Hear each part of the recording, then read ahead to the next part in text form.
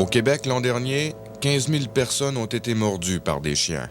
Le 27 juillet 1986, Emmanuel Cossette, alors âgé de 7 ans, se fait déchirer la joue gauche par le pitbull. Pour la famille Cossette, c'est alors le drame. C'est certain que tu vas l'enfermer. Alors, il a dit oui. Ne crains rien, je vais l'enfermer. Et il ne l'a pas fait, puis ça a peut-être pris 5 minutes. On a entendu hurler Emmanuel.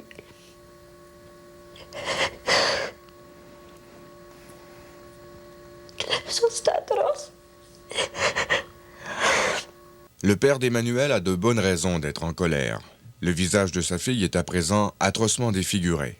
De plus, Emmanuel a bien failli y rester, le chien en arrachant une partie de sa joue a presque touché la veine jugulaire. Sans oublier toutes les conséquences qu'allait entraîner ce fâcheux accident. À date, Emmanuel a subi 2 opérations. Elle doit subir une 3e. La première opération consistait, c'était tout de suite après l'accident. Elle a eu une greffe de peau et elle a été réopérée 1 an plus tard. Elle devait avoir une greffe permanente à ce moment-là. Et puis, dû aux soins qu'elle a eus, elle a évité cette greffe-là. Le médecin a pu simplement rapprocher les 2 morceaux de peau et puis c'est une cicatrice au lieu d'une greffe de peau. Et Emmanuel a dû porter une cagoule comme ceci. Jour et nuit ou? Non, seulement la nuit, approximativement une période de 12 heures. Elle a porté 4 et 6 mois. Cela tient du miracle si à présent Emmanuel n'a qu'une légère cicatrice. Si les médecins ont fait leur possible pour sauver son visage, Emmanuel sait qu'elle ne sera plus jamais comme avant. Tu te sens aujourd'hui, tu te sens-tu correct? Moi, je me sens mieux.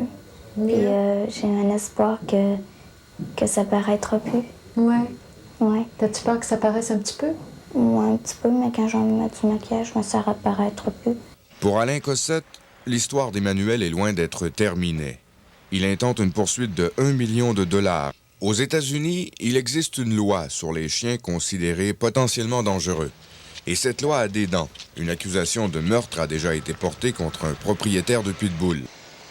Même si les démarches qu'il a entreprises portent fruit, Alain Cossette avoue qu'il serait davantage heureux s'il existait aussi des lois sévères contre les éleveurs de chiens, et plus particulièrement les fameux éleveurs de pitbull. Ils vont prendre le mâle le plus agressif avec la femelle la plus agressive, puis ils vont faire des petits ensemble. Ils vont prendre ces petits-là, ils vont prendre les plus agressifs du lot, puis ils vont les dresser à devenir encore plus agressifs avec des techniques vraiment incroyables, telles mettre un morceau de viande dans le milieu de la pièce, puis envoyer les 2 chiens dessus, puis là, ils vont prendre le plus agressif du lot. Il faut dire qu'ils n'auront pas nourri le chien pendant 3 jours, mais pour les rendre encore plus agressifs. Là, ils vont prendre le plus agressif, puis ils vont prendre la femelle la plus agressive, puis ils vont encore les accoupler ensemble. Ce qui fait que, année après année, génération après génération, c'est toujours les tempéraments les plus agressifs, ce qui fait une race agressive comme ça se peut plus. Ces éleveurs de pitbull désirent à tout prix avoir des animaux agressifs pour les combats de chiens. Et c'est là tout le problème, car les chiots dont le caractère n'est pas assez explosif sont vendus à des particuliers.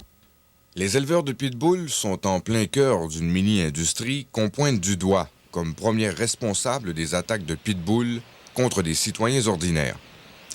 Notre équipe a réussi à s'infiltrer dans un de ces réseaux clandestins.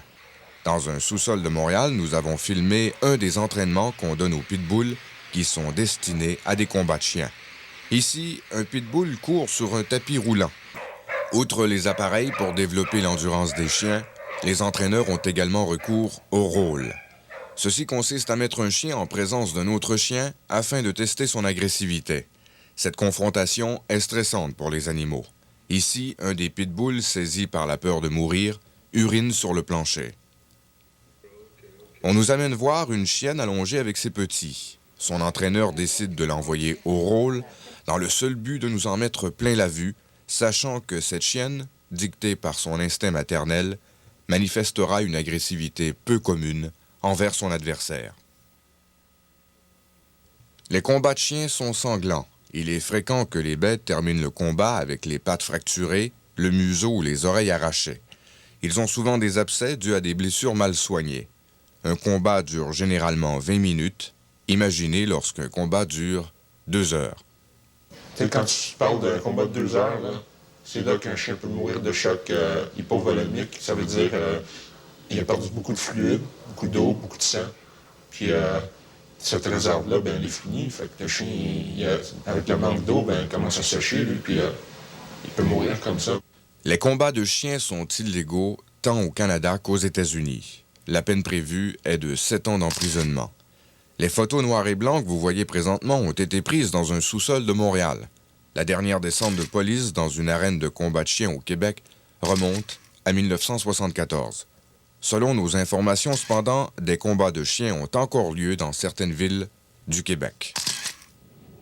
Les amateurs de combats de chiens vendent les chiots les plus dociles à des particuliers et conservent les bêtes les plus agressives pour les combats.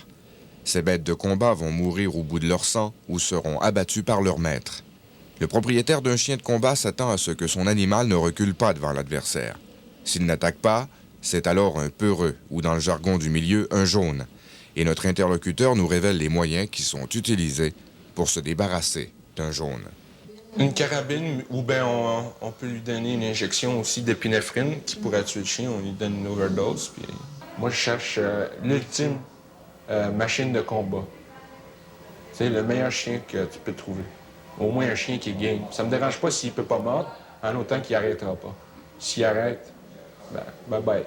Selon Louis McCann, spécialiste en comportement animal à la SPCA, les médias ont peut-être injustement mis le pitbull au banc des accusés. Par ses caractéristiques physiques, le pitbull est effectivement un animal ou un chien qui est très dangereux. Au même niveau que d'autres chiens, par contre, comme le Rottweiler, le Doberman, le berger allemand. À un moment donné, on a entendu parler de ces types d'animaux-là qui avaient été impliqués dans des attaques et qui avaient causé de sérieuses morsures. On prend les pitbulls, puis on décide d'éliminer les plus agressifs, génération après génération, qu'on prenne les plus gentils, puis qu'on croise les plus gentils ensemble, qu'on accouple les plus gentils ensemble. Dans 15 générations, peut-être 20 générations, on se retrouverait avec une race de chiens qui deviendrait le meilleur ami de l'homme. Des pitbulls gentils, ça existe. Celui-ci, par exemple, adore les enfants. Dans un combat de chiens, cependant, il ne ferait pas vieux os. Son maître n'a pas voulu qu'il sombre dans la délinquance canine. Bref, il n'y a pas de mauvais chiens, il n'y a que de mauvais maîtres.